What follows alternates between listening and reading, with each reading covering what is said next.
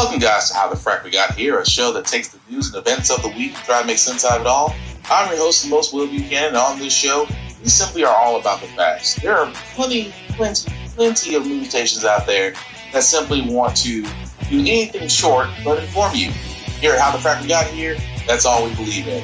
We go up to the left, we go up to the right, we go up to the middle of independence. We go after all sides because there's more than one side of a story to everything. And you need to know it all in order to actually formulate your own opinion. And that's what we try to do here at How the Frack We Got Here. Thanks for listening, and hold on. It's going to be fun. All right, guys. Today's date, April 19, 2023, and this is How the Frack We Got Here. I'm your host, the most Will Buchanan. How the Frack Got Here. We do take the events of the week and try to make sense out of it all. Before we do get started, guys, let you know that we are a news podcast. We do try to watch our language, but sometimes words do fly. At the same time, there may be things that might be shown that might be too intense for younger viewers, so viewer discretion is advised. Aside from that, welcome. So, how do we start this wonderful Wednesday? Well, not too many ways we can start except to kind of go right into it. I have never understood. Well, if you follow this podcast before, you already know that I don't understand Republicans. Because for two reasons. One, aside from them being batshit crazy, the other side of it is that anything a Democrat does, they want to block. Let me start with, Exhibit A. This woman here, Senator Dianne Feinstein, is currently experiencing a bout of shingles and therefore is not anywhere near Capitol Hill to actually help with Democrats as they are trying to pass specifically Biden's judicial picks. Because of that, certain Democrats have actually put in measures to actually have Senator Dianne Feinstein replaced, and Republicans blocked it. I cannot make this up. The Democrats are trying to do the reasonable thing because Senator Dianne Feinstein is as you can tell, she's old. Let's just call it what it is.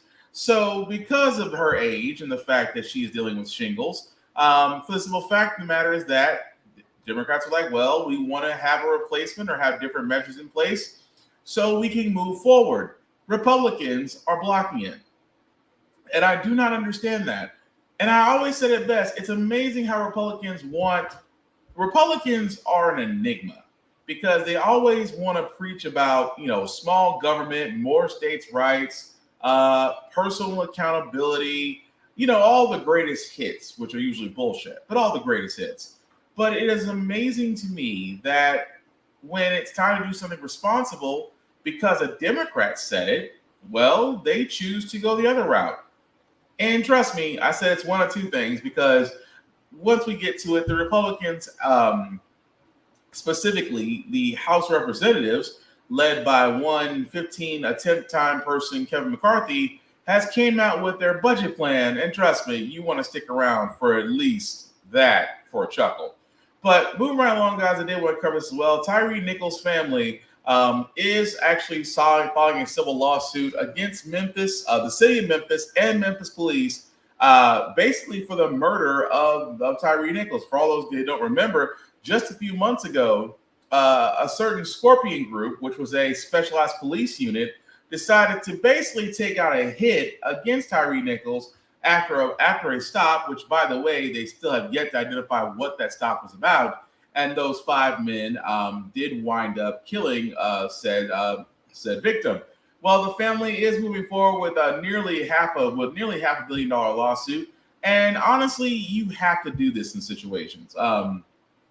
Reason being because it gets attention. Now, in no way, shape, or form is the family expecting to get that type of settlement, especially from the city of Memphis, especially in Tennessee, but it is meant to kind of get things in motion because the trial for these men is still ongoing. All of them have pled not guilty. So we're yet to see exactly what happens. But again, let's keep this very clear. 5 men killed 1 man, and yet there is no justification for it. So again, the trial itself is going to be interesting. But speaking of trials, guys, we do have some other news as well. And I've always said this before. Before we get to Ralph Yarl, I have to ask this question because this has been bugging me. because it's amazing how those unseasoned potato salad raisin individuals of the certain bland variety always say it's not about race. Okay, it's not about race.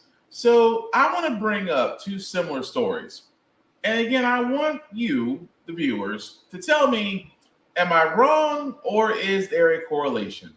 Because again, these are two stories where individuals went to the wrong house, were not a threat, and yet one was shot and killed, one was shot, then double tapped, and somehow survived. One got charged with murder, the other one charged with assault. Watch these next two stories, and if you're like me, you'll see the difference. Shock in upstate New York. Police say a man shot and killed a 20-year-old woman who was in a car that accidentally pulled into his driveway. Tonight, he is charged with murder.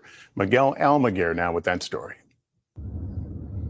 Lost in rural upstate New York, 20-year-old Kaylin Gillis was shot and killed Saturday night when the SUV she was in accidentally pulled into the wrong driveway. It happened in remote Washington County when the sheriff says Gillis and her friends, who were in two vehicles and a motorcycle, couldn't find a nearby home. As the SUV was turning around, investigators say Kevin Monahan walked out of his home and fired 2 shots at the vehicle. Why did the suspect tell you he opened fire? He has not given us any motive. He's not given us a reason as to why he felt necessary to fire. They turned around and were in the process of leaving when the shots were fired. The sheriff says Gillis, who was in the front passenger seat, and her 3 friends never got out of the car and never posed a threat to Monahan, who's charged with murder.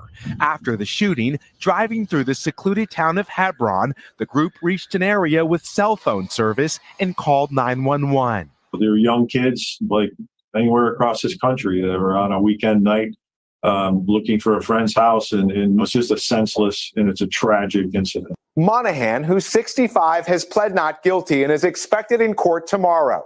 His attorney tells NBC News the shooting was a series of errors which resulted in a tragedy. Tonight, a 20-year-old shot and killed after pulling into the wrong driveway. Okay, so right there, right? 20-year-old, wrong driveway, never got out of the car, wasn't a threat to the homeowner. Homeowner comes out, fires a couple of shots, kills a young woman, charged with murder. Okay? Keep that in mind. Keep that in mind. Because I will introduce Exhibit B, Ralph Yarl. And again, tell me if you see the same thing I saw. Also breaking this hour, the homeowner charged with shooting a black teenager in Kansas City has now pleaded not guilty. 84-year-old Andrew Lester faced a judge for the first time just a short time ago. Lester is charged with first-degree assault. That's a felony in Thursday's shooting of 16-year-old Ralph Yarl. The teen was shot while trying to pick up his younger brothers and ringing the doorbell of the wrong home. One of the lawyers representing Yarl's family tweeted out this powerful photo today. It says, "It's a miracle he didn't suffer even more serious injuries."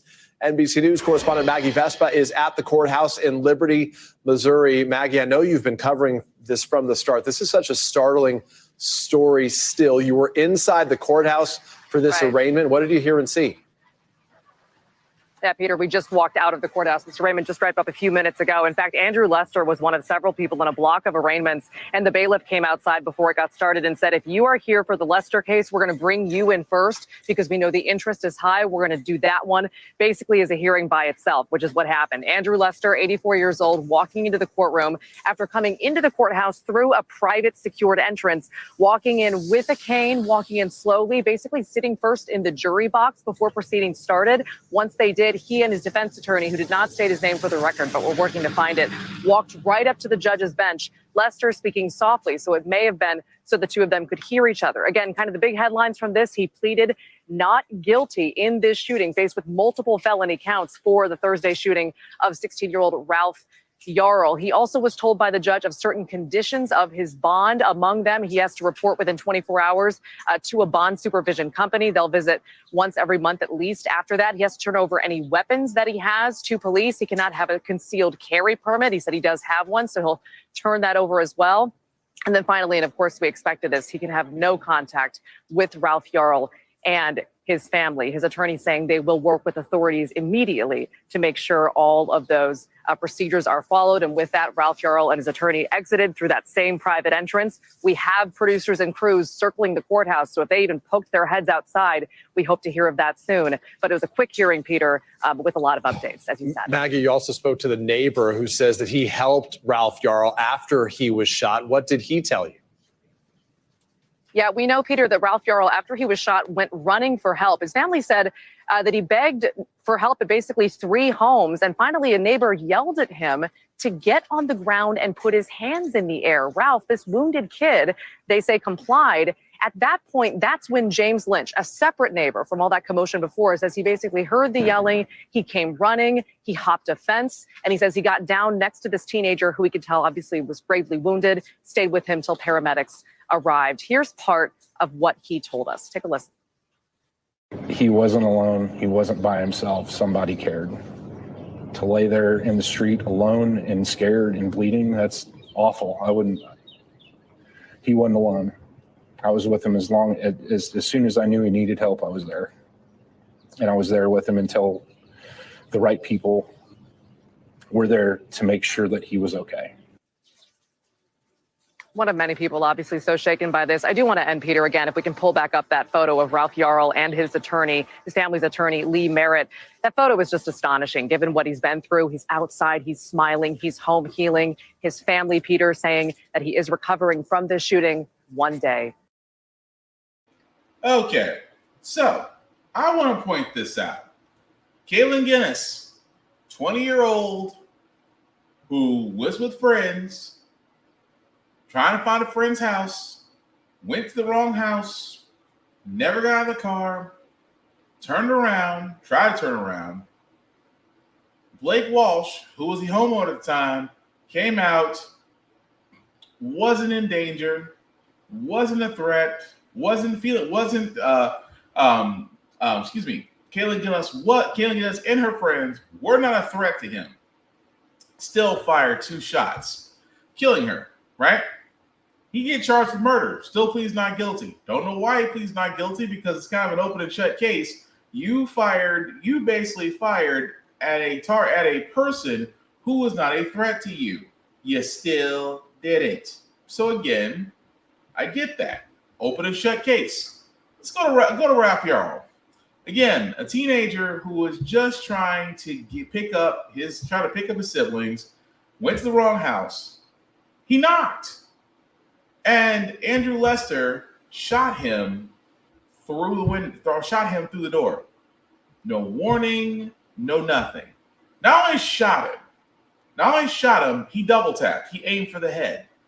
So you're telling me that Andrew Lester can shoot Ralph Yarl twice, second time being a headshot, and the most that they will get with him is assault, felony degree assault. Keep in mind, if you are aiming for someone's head with a firearm, in most states, that's at least attempted murder. At least. Because you aimed for the head. And again, Ralph Yarl to Andrew Lester was not a threat. Although I love the fact of how they're pulling this up. Oh, well, he's 85 years old. He's got a concealed carry permit. He perceived Ralph Yarl to be a threat. Now, on top of that, again, I showed you what Karen Gillis looks like. At this point, we all know what Ralph Yarl looks like. Someone please explain to me why the charges are different outside of the fact that I wonder if Ralph Yarl was white. Yeah, I'll go ahead and say it. If Ralph Yarl was white, would Andrew Lester not be charged with attempted murder? I even dare to say if Ralph Yarl didn't survive, would Andrew Lester ever be charged with murder? Much less attempted murder. Because thank goodness Ralph Yarl survived. At the same time, is recovering, which don't get me wrong, we are all glad about that. Because again, that's one of those situations where a black man doesn't survive, and yet he did. At the same time, Andrew Lester is getting more protection, more leeway, if you will, within the halls of justice, even though he fired on a non-threatening person. Tell me if I'm wrong, because when I look at those two stories, all I can sit there and say is, oh, there's a correlation there. Nobody wants to say it, but I'll say it. That I just don't get. Like, what honestly does it take?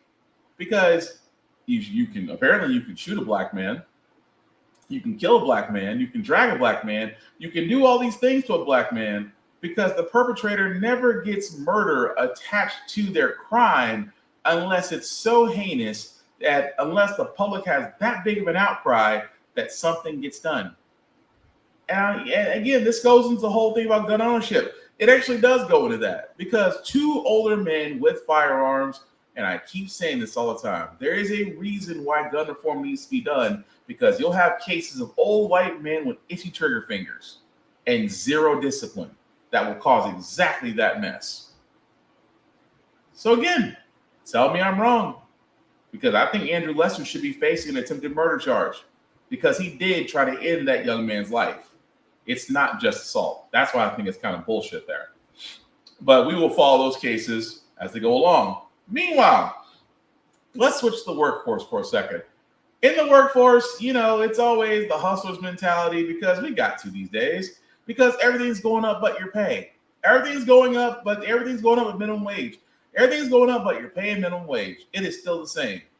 And, your bosses, look, we all got a boss. We all have a CEO who somehow made in life, who may have ass-kissed or swindled his way or what have you, for he or she to get to that coveted spot that we would all love to be in one day. And, CEOs try to inspire us. If you've been on those corporate emails, the CEO tries to have a fireside email where it's like, I know, guys, as I'm enjoying this from the Hamptons, I just want you all to know, keep doing your best, because we're a family. That kind of bullshit. That being said, however, let's look at the other side of it. Imagine a CEO who decided that, you know what, I'm still going to get my bonus, but for the rest of y'all, I want you to work harder. And if you complain about it, don't complain, work harder. Why does that sound messed up? Because it actually happened. This season for a lot of employees. So staffers at the office furniture company Miller Knoll asked their CEO during a video town hall how they could stay motivated if they do not get a bonus. But her pep talk may not have had the intended effect. Get our orders out our door, treat each other well, be kind, be respectful, focus on the future, because it will be bright. It's not good to be in a situation we're in today, but we're not going to be here forever. It is going to get better. So lead by example, treat people well, talk to them, be kind, and get after it. Don't ask about, what are we going to do if you don't get a bonus? Get the damn $26 million. Spend your time and your effort thinking about the $26 million we need, and not thinking about what you're going to do if we don't get a bonus. All right? Can I get some commitment for that? I would appreciate that. I had an old boss who said to me one time, you can visit Pity City, but you can't live there. So people, leave Pity City. Let's get it done. Thank you. Oh, yeah. Now, here's another little bit of context you need. In 2022, that CEO, Andy Owen, took home $5 million in compensation, including stock options and a bonus. I'm back with the panel. That was great. That was rough, is what that was. You know what that is? I'm going to call it what it is. See, this is the reason why. You want to know why the working environment in society has changed? You want to know why? Because of that. CEOs with that mentality, What I mean by that is that, to give you some context, for that particular CEO, they were doing a town hall, because most CEOs do town halls, trying to stay connected, but it's all PR stuff. But anyway, that particular CEO got a question about bonuses and why we're not getting them. And also, since we're not getting them, how can we go about, trying to maintain morale and positivity and things of that nature? Because let's be honest, we all deserve a bonus. If you work hard and you bust your ass, you should get a bonus. Because again, for all the employers out there and CEOs, you understand, just paying us these days ain't enough. It's not. Because worker morale, corporate loyalty is all corporate buzzwords that have very little meaning to us.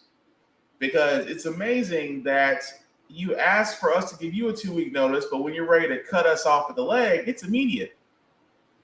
So there's no such thing as corporate loyalty. But at the same time, when companies do take care of their employees, I mean, they, bonuses, PTO, things of that nature. If you're doing everything you can for your employees will do everything they can for you, as long as you're taking care of them. A lot of businesses along the way have forgotten that. So, with a CEO who, as you just heard, took in a bonus of $5 million, is telling her employees, I'm sorry, you're not getting it. But you know what you can do? You can go out there, you can keep a positive attitude, you can go out there and get that money, and you can just make this company great. Because you know what my old boss told me? My old boss told me you can visit Pity City, but you can't live there. If that was not the most terrible motivation speech I have ever heard, and I've heard quite a crap load of them, because that CEO is pretty much telling you, I got mine, get yours. It's almost like CEOs are really out of touch.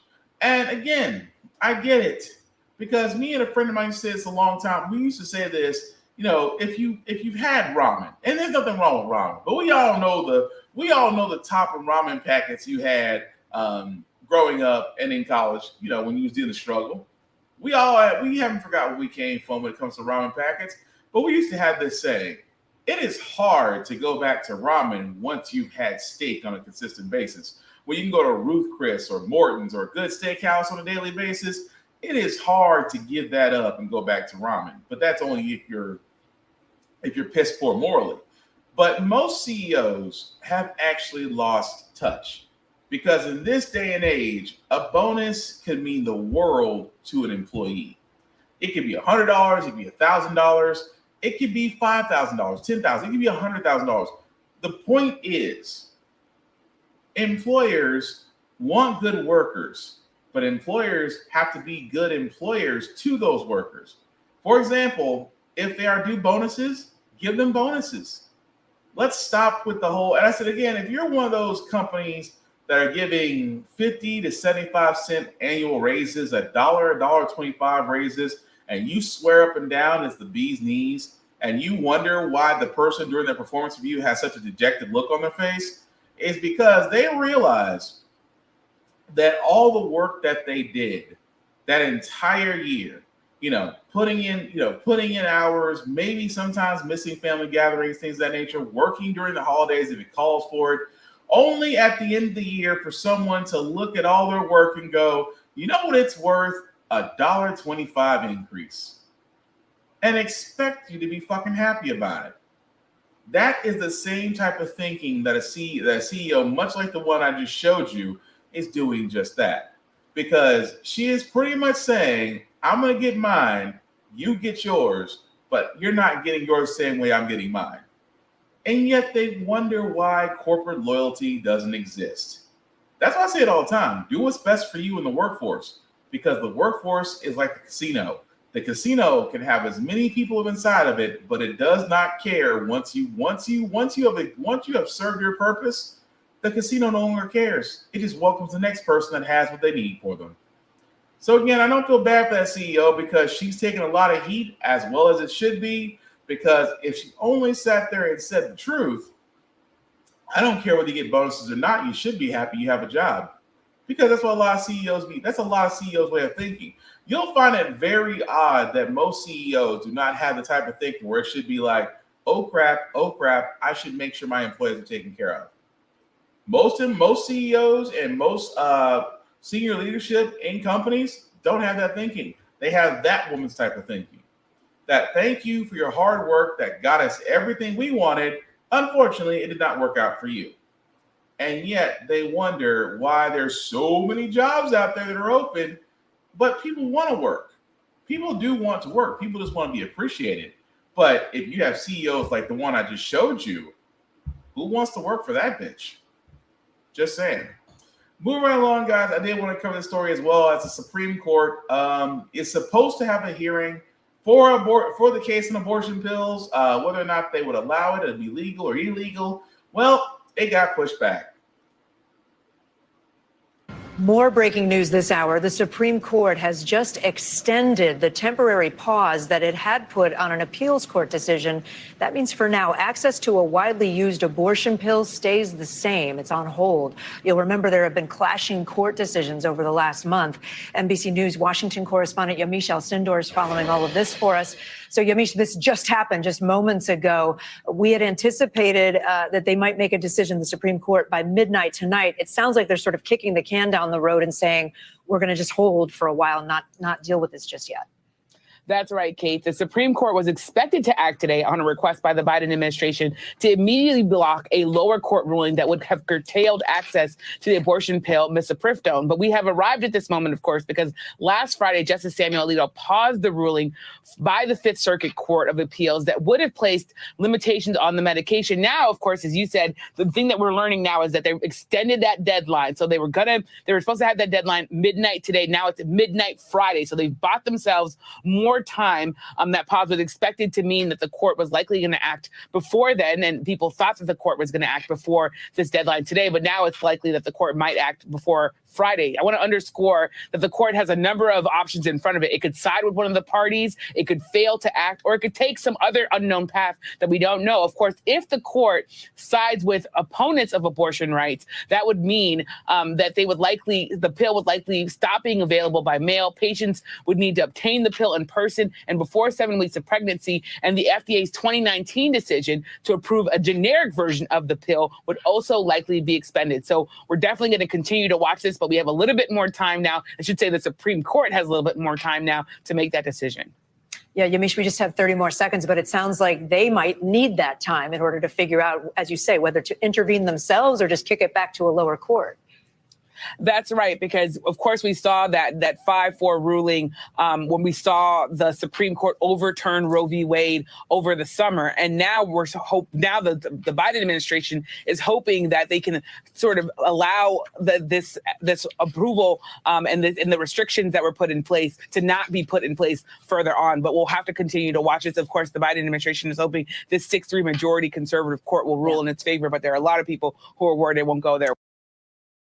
Okay, so I find it amazing that the same Supreme Court, the same conservative heavy Supreme Court, the same Supreme Court just this past summer struck down Roe versus Wade.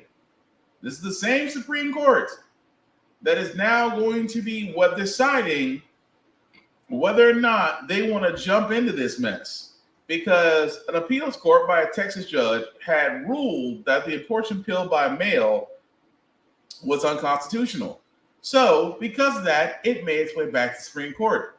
And here we are again. And I just find it amazing that the same group of individuals who sat there and thought it was a good idea to strike down Roe versus Wade could possibly either reinforce it or decide to do a 180 and say, you know what, we allow it. And I'll say this, and I'm going to say this, I'm just going to be as honest as I can. This really is an open shut case because despite what those on the pro-birth / pro-life side believe, this is an attack on women. This is an attack on women and their rights. Because trust and believe, if men can get pregnant and have children and you try to put reproductive restraining rights on men, cities would be burned down within the week. But because it's the Handmaid's Tale, and a lot of people took that as gospel, they decided that, along with conservatives in heavily conservative states, decided that, yes, we are going to tell women what they can do with their bodies as long as it pleases us. That doesn't sound creepy at all. That sounds like Christianity to an extreme extent, especially within the GOP. But again, to the Supreme Court, this is a no-brainer. This literally should be. But again, we have a conservative-leaning Supreme Court. They could go along with the judge in Texas who actually voted against, who actually ruled against it. They could just not hear it at all, and they get sent back down to the lower courts. But it is amazing that in order for a woman to have any rights in this country, the levels that they have to go through to fight for this kind of stuff. Because at first, when Roe versus Wade was being turned down, and that abortion, by the way, was only legal by Roe versus Wade. Now it's in so many ways, and depending on the state that you're in, because most states have trigger laws for abortion, could be seen as illegal. It is amazing that, okay, well, if I can't go to an abortion clinic, I can at least get it by mail. No. Then what do you want? First you want to go out to Planned Parenthood and abortion clinics. Okay, cool. I can still get my abortion pill in the mail. No, you shouldn't. Why? Because I really wish that those of the pro-birth side say what we all were thinking the entire time. We want you to basically be broodmares.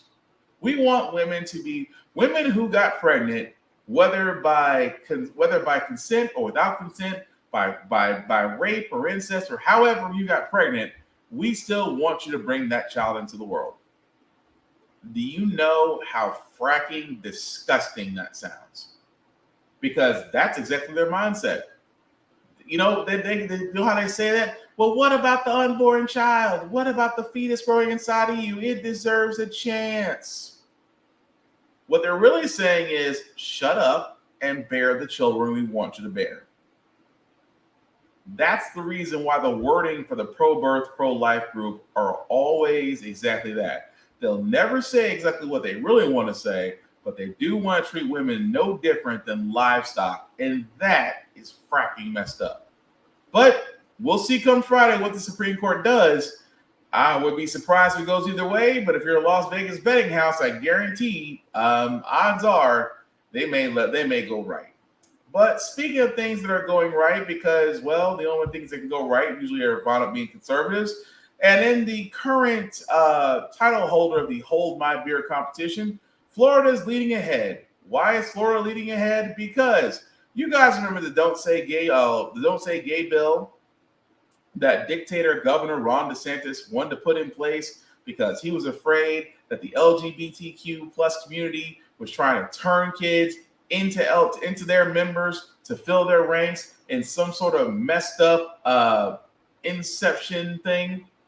Yeah, and remember how quickly the Don't Say Gay bill got passed, which much to our chagrin in Florida, we're not surprised.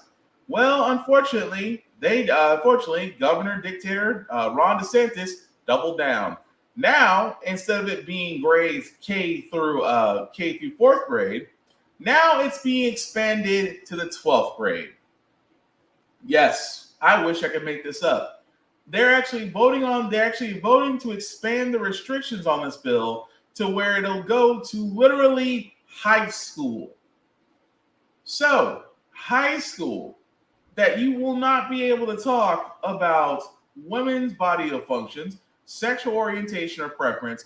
You can't talk about it in the 12th grade if they have it their way. If the Florida Board of Education has it their way, they could literally turn around and sit there and say, you know what? You guys are 17, almost 18 years old. You still cannot talk about it in the classroom.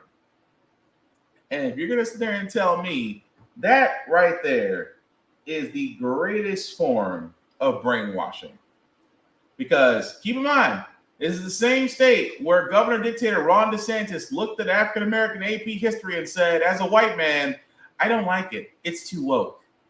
And got it cut down. This is the same man who is currently taking on Walt Disney and currently losing that battle. But he took on the Don't Say Gay bill because in his case, Florida is where woke goes to die, as his state is currently under flooding, which kind of lets me know that maybe there is such a thing as plagues, because if a whole bunch of frogs and pestilence show up in Florida, yeah, somebody's not happy with him. But all jokes aside, the extreme measure of this bill will only harm LGBTQ plus members. It will. And you would think by high school, at a time when you're making decisions about your future, whether you're going to college, whether you're going to trade school, whether you're going into the armed forces, whether you're going into business, you would think at that point, whether you're a junior or senior in high school, you or a freshman, I'll even go freshman or sophomore, whether you're a freshman, sophomore, junior, senior in high school, you would think for 1 second that you are of age to start making decisions for yourself as you were getting to the point to where you were either going to enter the workforce, college, armed forces, or trade schools. You would think at this point that you have the know-how and should be responsible enough for your own choices. Unfortunately, in the state of Florida, that's not true. And again, goes to show you that there are some things that definitely need to change, especially for the fact of the matter is that we are still for a majority of us, we are still very much homophobic for no reason outside of plain ignorance. Because contrary to popular belief, the LGBTQ plus community is not trying to basically change or turn kids into their members to fulfill their ranks. No, that's what churches are for. Yeah, correct me. Yeah, I could get a lot of hate for that one. But unfortunately, Florida's not the only state that seems to be going after children. Texas, which is now moving to second place in the Hold My Beer tournaments. There's a lot of things in school I expect from teachers, but what I do not expect is a fight club, especially for the first rule of Fight Club. You don't talk about Fight Club, and yet this substitute teacher decided to kind of hold one in a classroom. You can't make this stuff up. 24-year-old substitute teacher Natalie Garcia was arrested Monday, charged with 4 counts of child endangerment after this video came to light. You can see these are 12 and 13-year-olds at Kimbrough Middle School in Mesquite, Texas, whose faces have been blurred because their minors appear to be fighting each other at the encouragement of their substitute teacher. The incident was caught on a cell phone video obtained by NBC Dallas. The mother of the student who filmed this video says she was shocked at what she saw. I was devastated. I was like, I couldn't watch the full video. I had to stop it multiple times because I didn't think it was real. I said, this must be a prank. This is not real. According to Martinez, her daughter told her Garcia pushed desks aside to create a space for the students to fight each other, with some leaving the classroom bleeding. I do not want this on record. The school district confirmed the teacher encouraged the fighting and told a student to keep watch at the door while fights took place. Who in their right mind? Because I trust my child to go to school, but I also trust the staff to keep my kids safe. And then this lady, she actually making them fight. Mesquite Independent School District released a statement calling Garcia's actions appalling and intolerable. They write in part, "As educators, our hearts are heavy, knowing that an individual entrusted with the supervision and care of our students could behave in this manner. And we share the disgust that the families of students in this class must feel." Mesquite ISD has fired Garcia, who had been an employee of the district for just over a month. It's not clear if Garcia has obtained legal counsel. The Dallas County Public Defender's Office has not responded to a request for comment. Now, Beatrice Martinez, whose daughter filmed the video, says her daughter is getting death threats from fellow students for reporting the incident. Crazy, isn't it? Think about that for a second. You have a teacher who is literally running Fight Club, and that she is allowing students to fight. And the only person that got fired was the said teacher. I'm sorry. What about the principal running the school? What about those that, brought this teacher in? Were they not, did she just walk up the street? Was it not screened properly? Because outside of that one student that was branded and recorded says she's getting death threats from students, I'm like, that alone says there's a lot more problems at that school if only that teacher got caught doing Fight Club. Because again, for all those that homeschool your kids, I used to joke about you. I don't joke about you anymore because public education as a whole is just going down the tubes. And I used to say homeschooling was a danger. It was really a non-effective way of getting kids to learn because I think it would miss out on the social aspect of school. I used to say that. Don't say it no more. Because look, kids got worried too much about somebody coming in and shooting, somebody coming in, wanting to hurt them. And now you got to worry about teachers wanting to run fight clubs and forcing kids to fight in schools with a lookout in case they get caught. I don't blame parents for homeschooling. I really and truly do not, especially in that case, because again, if you guys haven't noticed, they haven't mentioned anything else happening at that school. Because I think a lot more personnel should be brought in and held accountable, not just that one teacher. Because it's amazing how the spokesperson sit there and go, well, we all feel what the parents feel. Really? If you felt what the parents felt, how come only one teacher's fired?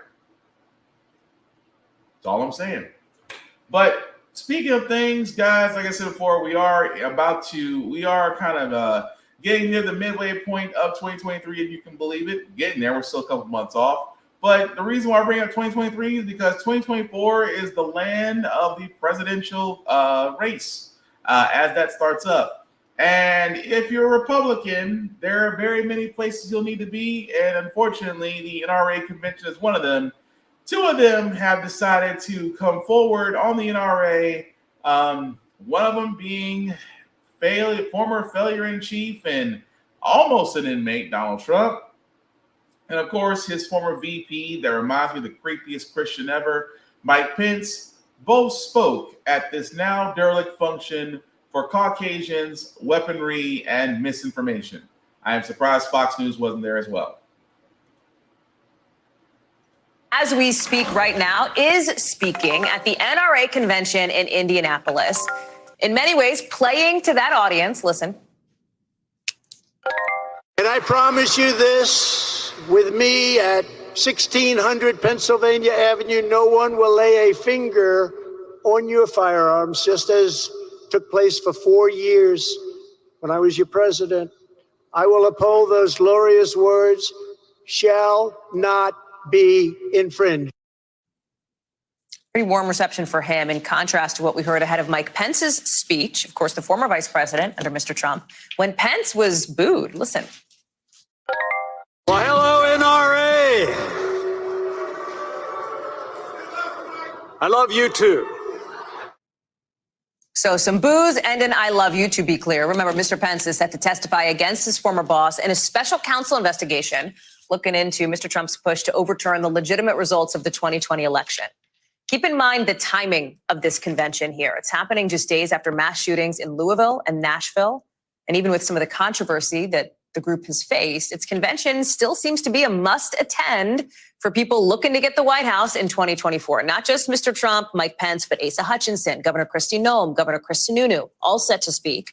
Ron DeSantis, Nikki Haley, Tim Scott sending video messages. Vaughn Hilliard is there. He is joining us now live, and I'm looking to see if you are in the room. You are, as the former president is speaking, Vaughn. I know that is always a bit of a juggling act, but walk us through some of the dynamics here, because this is the first time that we have seen Donald Trump and Mike Pence in the same place, albeit not at the exact same time, since word came out about not just Mr. Trump's indictment and arraignment, but of course, since Mike Pence and his team said he's not going to fight this subpoena to testify against Donald Trump.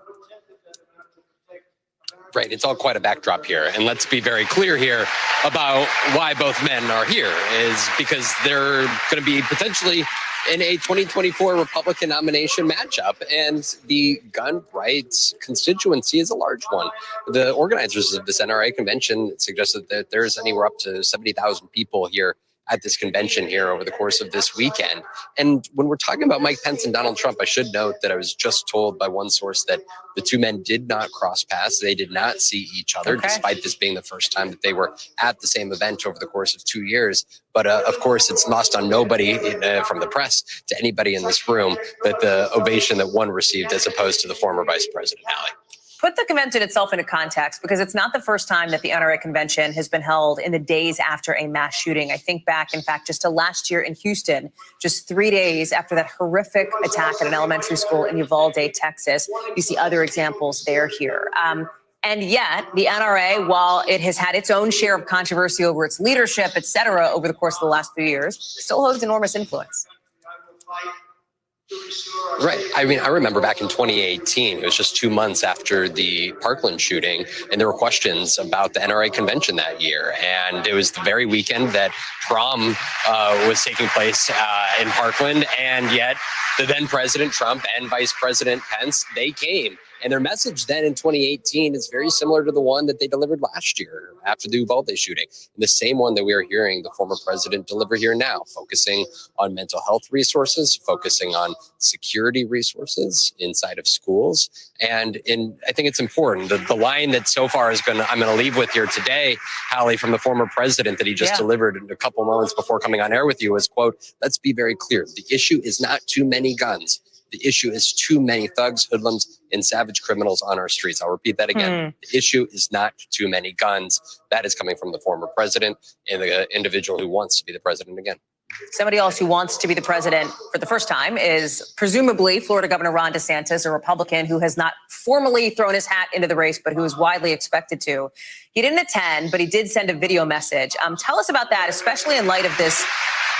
I have to bring it up, Ron, because it's everywhere in political circles, but in light of this new, quote unquote, putting fingers attack. Explain that. So there's a new television ad that is from the Trump-aligned super PAC that's $1.3 million of money that is going into this TV ad. And it's referencing Ron DeSantis eating pudding with 3 fingers. Now, this comes from a Daily Beast article when an anonymous former staffer claims that he watched the Florida governor eat pudding with his 3 fingers. Now, Trump's allies have picked up on this, and this advertisement plays off of that Ron DeSantis should keep his pudding fingers away from senior entitlements, from Social Security to Medicare. It is a line that we are seeing his allies play to. So far, the former president has not used the line specifically himself, yet he's been going on the attack against Ron DeSantis, who is still considering whether to jump into this race or not. So, literally and figuratively, first, let's talk about the NRA. Now, I've said this many more times. I'll say it again. This is going to sound stupid, but it needs to be said. I am a firearms owner myself. Okay? Try to follow every law. I try to follow the letter of the law. I try to go above and beyond, taking training, taking up certifications, because I still believe in the fact that no matter what, you should always be up to date on everything. Okay? So, let me say this to all the homosexuals, gun nuts, and everyone else out there. The NRA and those who they influence or lobby in Congress are lying to you. Nobody is coming for your guns. There is no infringement upon you getting guns, as long as you are doing it within legal bounds. Because that's what the NRA is there for. The NRA is basically, since its inception, has always decided to go the fear-mongering route. Oh, the government's going to come get your guns. The government's going to want to know how many guns you have. The government's going to want to know why you're buying thousands upon thousands of rounds of ammo. The government is going to want to know A, B, and C, because they want to be able to come by and take your guns. The reason why I repeat these things is because those are the same lines that every conservative has said, the NRA has said, homosexuals out there have all said.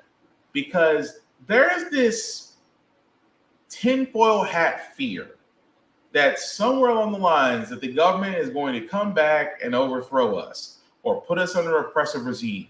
You should defend your family. Yes, you should, but not under that BS, because that's what the NRA does. And if you haven't noticed, every time there's been a school shooting, as they showed in the clip, they've had an NRA convention like maybe a month after it.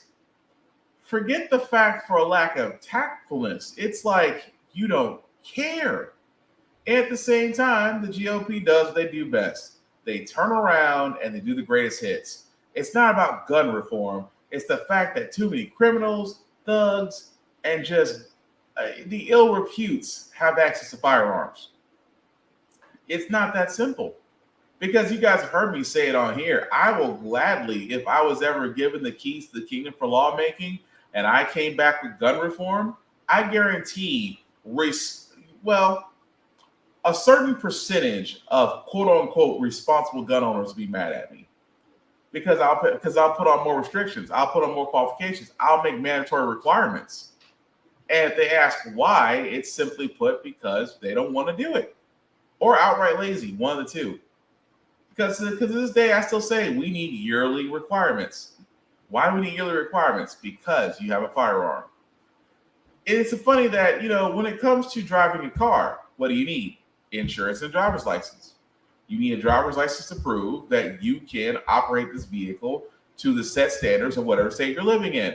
Why do you need insurance? In the event that you cause an accident or if you're hit in an accident, you are covered. The car is covered.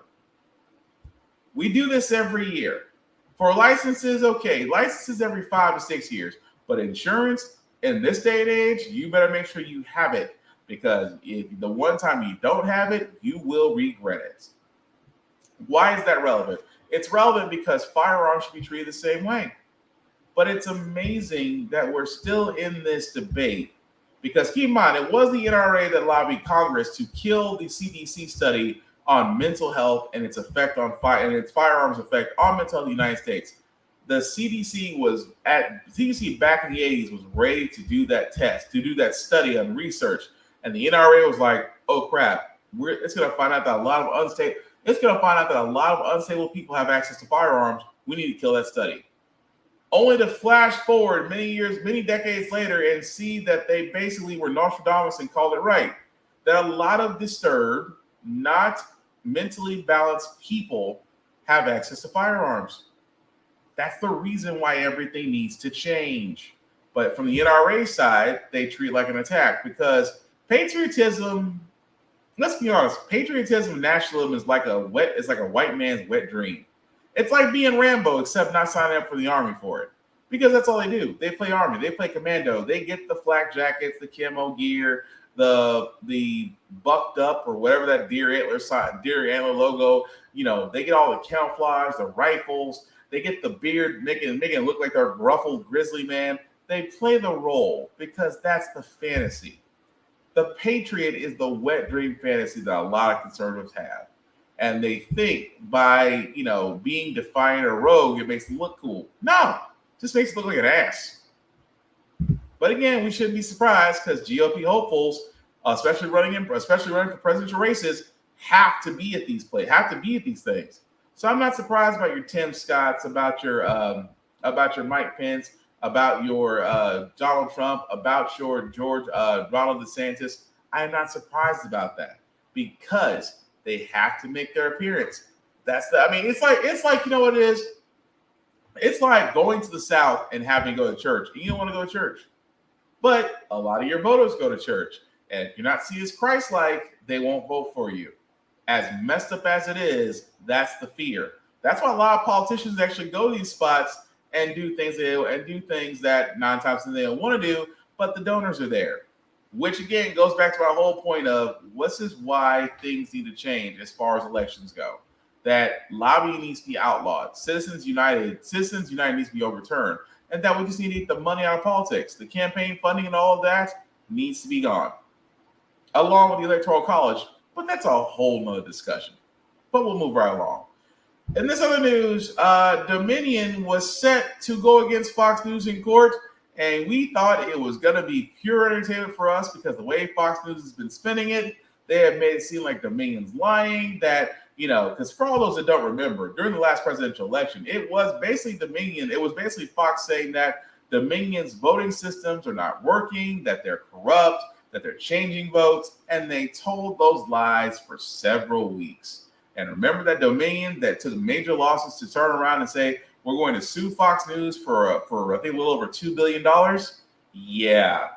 Well, it was going to go to case. Keep in mind that I said it was because, well, Dominion did something I wish they didn't do.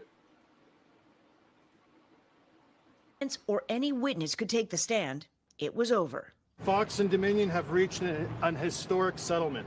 Fox News agreed to pay Dominion Voting Systems a staggering $787.5 million, just under half of the damages claimed in the lawsuit. Dominion's attorneys speaking to a crowd of reporters outside the courthouse. The truth matters. Lies have consequences.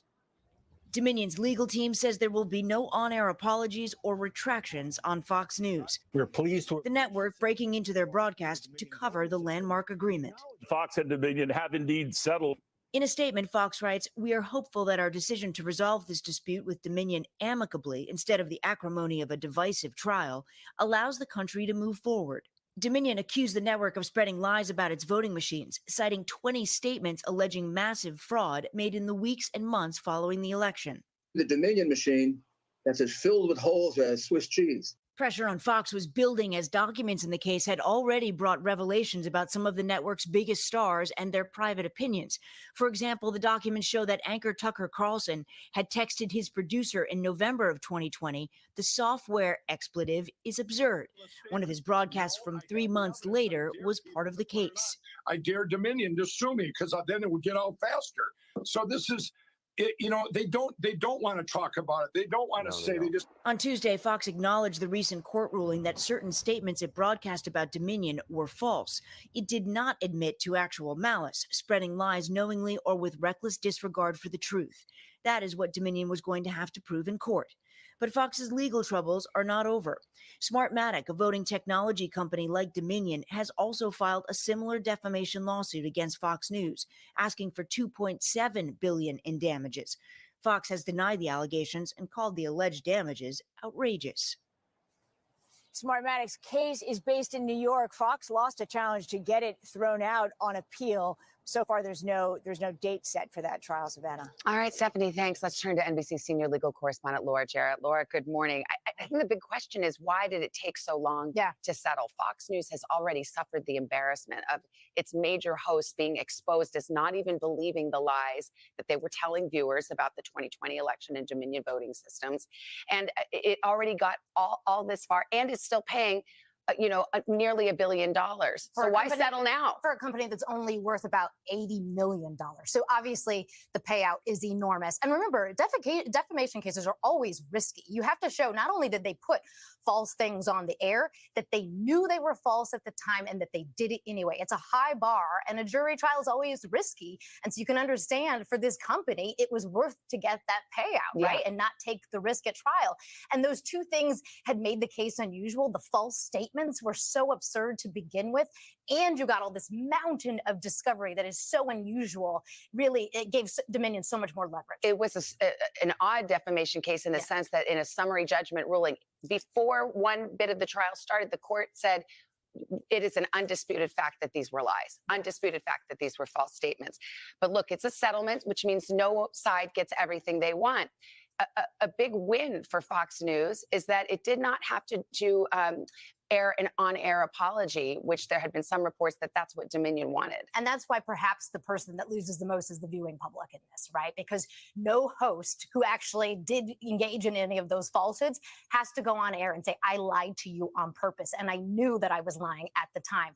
And so the viewers walk away with this not knowing any of that. The viewers might not be reading about all of the details of this. They may not even know that there are emails with these hosts saying we knew it was all a lie. And so you wonder about the public accountability. But again, remember, Dominion is a private company. This case was not brought by a state attorney general who's standing up for democracy. This is a private company that now has an enormous amount of money in its pocket. Absolutely. And there are other lawsuits. There's another, actually a bigger lawsuit from a company called Smartmatic. I think they're asking for $2.6 billion. $2.7 billion. Now, I mean, strictly speaking, it's not relevant to this case, what just happened in Dominion, but as a practical matter, do you think that brings Fox to the table for settlement a little earlier? I would think that they might decide to try to wrap this up before all of that ugly discovery comes out again, because Dominion has essentially written the playbook now on how to get all of that material to come out. And the case isn't as far along. I don't think there's even a trial date set, but certainly you can see sort of the forecast of where this would go. All right, Laura, thank you very much. Woo! Okay, so how can I say this ever so nicely? What the frack, Dominion? I mean, okay, I get it to a certain extent. You had Fox News by the balls. You had, I mean, don't get me wrong. Yes, going to trial is risky, but Fox News, a joke of an entertainment network pretending to be a journalistic piece of integrity, that many of its hosts, including the three-headed hydra of Tucker Carlson, Laura Ingrid, and Sean Hannity, along with Fox Friends, the five, along with Mike Lindell and Rudy Giuliani, all of them went on the Fox network and basically said, your system is corrupted. Not once, not twice, the entire time of President Biden at the time, President-elect Biden, winning the Electoral College, winning the 270 to become president, the whole time leading up to his ceremony, they couldn't stop saying it. And I get it. You have to prove beyond the shadow of a doubt that yes, what Fox News did to you did hurt your bottom line. And it did. But you were about to go to trial. Public viewing trial, where Fox News would have to come on and have to explain why they said what they said, considering the fact that you had evidence that the host didn't believe it, several people working at Fox News didn't believe it, and they still kept touting the lie anyway. You had them bent over the coals, and all you had to do was start the fire. And yet, somewhere down the line, I'm guessing somebody on Fox News said, give them a big number so we can make it go away. But if you give a big number, it has to come with these conditions. None of our hosts will do retractions or honor apologies. And that's the part where I'm like, wait a minute. If I'm Dominion, let me get this straight. Nearly $800 million I'll settle for, but in order for me to get this $800 million, that Fox News still comes out of this clean. Granted, Fox News is going to pay the fine. That's all be done with it. But the damage we wanted was accountability. The damage we wanted was that Fox to actually show some integrity among the shows. What we wanted was honestly Fox to go through the court to the justice system and explain themselves. Because in my opinion, the Dominion company would have gotten exactly their $1.2 billion they were asking for. They really would have, in my opinion. If Dominion had went to court, I believe beyond a shadow of a doubt they would have won their case. At the same time, Fox would have to eat crow. Because at this point, we all knew Fox News was lying. But now that they do not have to give an on-air retraction or apology, it's like Fox News is the Tom Brady of the entertainment world. They may pay a pretty penny, but they still come out winning somehow. So I'm only hoping that SmartView, it is my hope that you guys do not turn around and do the same thing Dominion did. Fox News needs to answer for everything that they've said, from the host to the producer, and explain to the American public. But if they did that, that means Fox News has to be held accountable, which for a lot of viewers such as myself is really all that we freaking wanted. You still would have won regardless. But again, Fox News is like fucking Tom Brady. As you can tell, I don't like Tom Brady. But again, I said I was going to go back to GOP for a second. Because again, the GOP, specifically House Speaker Kevin McCarthy, has unveiled a plan for the debt ceiling as the Democrats and the Republicans are about to square off to raise the debt ceiling because, again, if they do not, Congress shuts down. Of course, many services that the government offers will be shut down. But Kevin McCarthy has a plan, and his plan is, well, to give a campaign speech with very little information. When President Biden and Senate Democrats waste time, House Republicans are taking action. Today, I'm proud to announce that we are introducing the Limit, Save, Grow Act of 2023. This responsible legislation will be led by our budget chairman, Jody Arrington. Would responsibly raise the debt limit into next year and provide more than $4.5 trillion in savings to the American taxpayer. Now, here's how we do it. First, we limit government spending. Our plan would return discretionary spending to pre-inflationary fiscal year 2022 levels, and then limit the growth of spending to 1% per year. Now, these are the same levels we had just 4 months ago. I didn't hear, Mr. Speaker, a single Democrat complain about that level of spending. These spending limits are not draconian, they're responsible. Federal spending exploded in the past 2 years when Democrats controlled all, and that doesn't include the trillions of COVID-era spending. But limited government spending will reduce inflation and restore fiscal discipline in Washington. If Washington wants to spend more, it will have to come together, find savings elsewhere, just like every single household in America. Now, second, we're going to save taxpayers money. Mr. Speaker, the pandemic is over. House Republicans have already passed a bill to officially end the pandemic. And President Biden signed it into law just last week. Our bill would actually claw back billions of dollars of unspent COVID money that has sat for the last 2 years. The American people are tired of politicians who use COVID as an excuse for more extreme inflationary spending. Now, if this money was authorized to fight the pandemic, but was not spent during the pandemic, it should not be spent after the pandemic is over. Our proposals also repeal Biden's army of 87,000 IRS agents. Now, that will save taxpayers $70 billion, and it's going to protect the families and the small businesses from weaponizing the IRS. It will end the green giveaways for companies that distort the market and waste taxpayers' money. Now, Goldman Sachs just did an analysis, and they say the savings from ending these green giveaways are as much as $1.2 trillion. And we would prohibit President Biden's student loan giveaway for the wealthy. That will protect the 87% of adults without student loans for paying the loans of the 13% who do.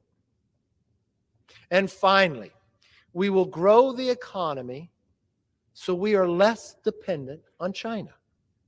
Our proposal would restore American energy leadership, make it easier to build things in America, make us less dependent on China, and bring jobs back to America. It will also help lift millions of Americans out of poverty. Right now, there are more job openings than people looking for work, in part because the Biden administration has weakened some of the very work requirements that then Senator Joe Biden previously supported. Our plan ensures adults without dependents earn a paycheck and learn new skills. By restoring these common sense measures, we can help more Americans earn a paycheck, learn new skills, reduce childhood poverty, and rebuild the workforce. It will also protect and preserve Medicare and Social Security, because more people will be paying into it. And we will prevent President Biden's executive overreach to spend money outside the normal process, which President Biden has abused to the tune of $1.5 trillion in unilateral executive actions. You know, we should welcome and celebrate the benefits of a strong, growing economy. For with a strong, growing economy, we'll no longer be dependent upon China. We will no longer be the victims to inflation. And we can leave a better future for our kids and our grandchildren.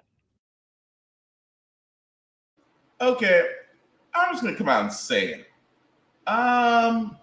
Did anyone hear an actual GOP plan out of that entire BS speech? I mean, he literally said, oh, well, we're going to introduce the Limit Save Growth Plan. You know, we're going to limit growth to 1% per year. But we're also going to take down everything the Democrats did. We're also going to criticize everything the Democrats did. We're also going to try to do things, but we're not really going to go into very specific detail about it, but let you know we're going to do it. At the same time, we're going to forget the fact that the mess that was actually caused by us, actually Democrats try to fix, that we criticize them now because they're ahead in power, but we're not going to bring that up because, you know, it was in the past, even though it was just last term. Kevin McCarthy for almost 6 minutes said nothing. And again, that's how the GOP acts. The GOP literally and figuratively, specifically Kevin McCarthy, gave a speech that literally went nowhere. Boring, actually. It sounded more like a presidential campaign speech than an actual budget plan. And the problem is, with him controlling the House, they have House majority. If all Republicans vote for it, it does go to the Senate. The Senate, unfortunately, is still mostly Democrats. So as long as Democrats stand together, the actual bill could die in the Senate. But at the same time, it just goes to show you that the GOP have nothing except criticizing, well, we need to cut down government spending. This is the same GOP that voted for Trump's tax cuts, which actually gave more to the wealthy and to corporate businesses while taking more from middle and lower classes. This is the same GOP that kind of forgot that, yes, there are plenty of jobs out there, but the problem is minimum wage is still $7.29 an hour. And for a lot of these jobs, they are not paying sustainable living wages. And at the same time, most of the programs that were put in to help those get new skills or take some college courses free of charge were done by Democratic social programs, not by Republicans. So again, this entire cut, limit, and growth BS was nothing more than Kevin McCarthy giving us pretty much everything the GOP usually does. Hypocrites on everything. Talking about limiting small government, but using government overreach for whatever purposes they have. At the same time, you notice they did not talk about increasing wages. He really wanted to focus on personal accountability for Americans, and at the same time, took every chance he could to blame the current administration. Yep, sounds like the standard GOP to me. But moving right along, guys, back to Supreme Court. Supreme Court Justice Clarence Thomas is now on the hot seat, as he should be, because it shines a light on what I've been saying when it comes to Supreme Court justice. Really, not just the justices of the Supreme Court, but also senators and representatives, basically those in offices in Congress, need to have a further look at, especially for Supreme Court, because we no longer, and this is just me before I get started, Supreme Court justice should not be a lifetime term. I think at some point, we as a people need to vote them out and not wait for them to hit retirement to do so. Now, with news of growing calls for a Senate investigation into Supreme Court Justice Clarence Thomas, Senate Democrats are considering a potential hearing on Supreme Court ethics after it was revealed earlier this month that Justice Thomas received undeclared gifts and luxury travel from a wealthy Republican donor.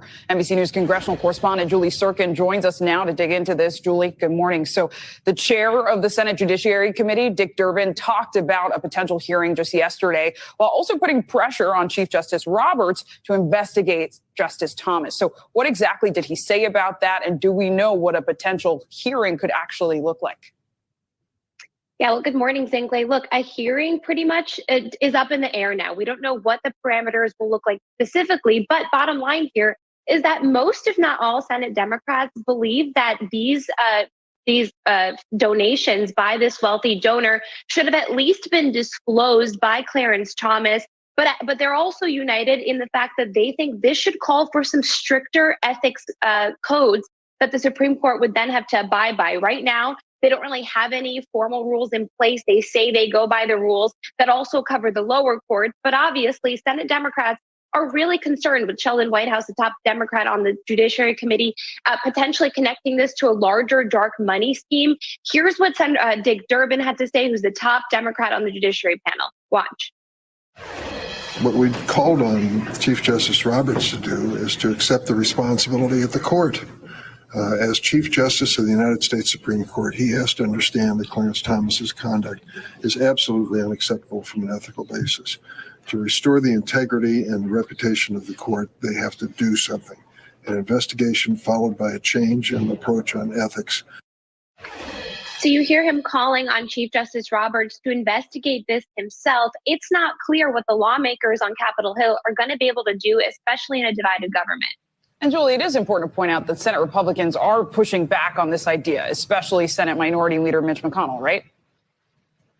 Oh, totally. Most of them are actually united in the fact that they think this is really no big deal. Senator Cornyn, who's a top Republican on the Judiciary Committee, he said, look, this happens. Even senators accept personal favors sometimes here and there. They do, however, think this could have been disclosed, and that's something that even Cornyn said Clarence Thomas is going to have to do. But on the bottom line, on the flip side, Republicans think that Chief Justice Roberts could have this all handled internally. Take a listen to what McConnell had to say, the minority leader. The Supreme Court and the court system is a whole separate part of our Constitution. I have total confidence in the Chief Justice of the United States to deal with these court internal issues. Now, Senator Romney, who is the only Republican I heard say this, said it could potentially be problematic if Clarence Thomas did accept these donations and personal favors, as he called them. And Julie, it is worth noting, though, everything in D.C. is connected, though we heard McConnell say they are their own institution, right? The Supreme Court. This is all complicated by Senator Dianne Feinstein's medical leave. She's also a member of the Judiciary Committee, but Senate Republicans have blocked a request by Democrats to temporarily replace her. So, Julie, this would actually reduce the likelihood of actually seeing Justice Thomas testify in any potential ethics hearing, right? Exactly. That's such a good point, because we saw Republicans block this temporarily replacement. Senator Feinstein said this is what they'll be able to do so that she doesn't have to resign early. She can just continue sitting out her medical leave as she recovers from shingles. But this means that the numbers on the Judiciary Committee are even 10-10, Republicans and Democrats lacking that 11th vote that gives them the majority to be able to do things like subpoena Clarence Thomas, for example, to get him to talk to the committee. Not clear if he would abide that subpoena in any case, but really this just shows you how complicated things are when Democrats have such a slim majority over Republicans in the Senate. They're not 50-50 anymore, but even still, they require every single vote to be able to carry out their agenda. And in a case like this, where they're trying to investigate Clarence Thomas and these payments and donations to him, Senator Feinstein's absence is a huge hurdle for Democrats to get over. Yeah. To a certain extent, yes. Because the simple fact of the matter is, guys, and I say this as nicely as humanly possible, that for the simple fact of the matter, he was taking donations and trips from GOP donors. Now, you are a Supreme Court justice, which means that you are one of the people of the highest court of the land, but there also is a certain ethical issue there. which a lot of people go, but he was accepting gifts and travel and things of that nature. He just didn't report it. Yeah. And as a Supreme Court justice, that's kind of a big problem. Because if he saw no problem with reporting this and saying it does not violate ethical standards, where else would his judgment impact on such cases like, oh, I don't know, making the abortion pill available by mail for women? Roe versus Wade, Loving versus Virginia, Brown versus the Board of Education. Keep in mind, this is the same Supreme Court justice that sat there and said that previous case rulings need to be looked at. And yet we shouldn't be concerned that GOP donors are whining and dining him. And yet he doesn't report it. This is why I sit there and say, this is why the Supreme Court justices, this is why senators, representatives, those that work in these political offices with this type of power and influence that they wield should come with heavier restrictions. I truly believe that even though Supreme Court is a lifetime assignment, I don't think it needs to be lifetime anymore. I think, honestly, Supreme Courts need to be switched out every 10 years. I think every Supreme Court justice serves a maximum of 10 years. After 10 years, you have to sit out. You basically have to swap out. You need to move on. Doesn't mean you can't stop being a judge. You can go to lower courts of appeals and things of that nature. But for the highest court in the land, I'm sorry, every 10 years, we need to have new blood. Because that's how it should be. Because you have Supreme Court justices, again, with lifetime appointments, they usually stay up there until they retire or, they buy the farm. We've seen it happen. We've seen it happen to a few Supreme Court judges in the past. But again, when a justice does not see anything wrong with disclosing this, that right there is a slippery slope. And when it comes to Clarence Thomas, man, times I wish we listened to Anita Hill. But we'll follow that story as it develops. But anywho, we're going to go on to our feel-good segment because usually on How the Frack we got here, we do cover a lot of things that are doom and gloom, sometimes make you lose faith in humanity. But hey, it's Wednesday, it's hump day, which means that next Friday, why is next Friday on my mind? Sorry, guys. So what that basically means that with Wednesday being hump day, that again, tomorrow being Friday Eve, which is Thursday, we want to leave you guys out some good vibrations, things of that nature. And I think we actually have that because, look, it's Wednesday. If you're in the South or just anywhere, we all know the lottery. We all want to play it. We all have dreams and aspirations of being able to sit there and say, man, if I won, I'd quit, I'd do this, I do that. I still do it. Well, in this case of a young mother from Florida, she did just actually that after successfully seeing her daughter beat cancer. It's going to put a big smile on your face. A Florida mom speaking out after winning the lottery the day after her daughter finished her cancer treatment.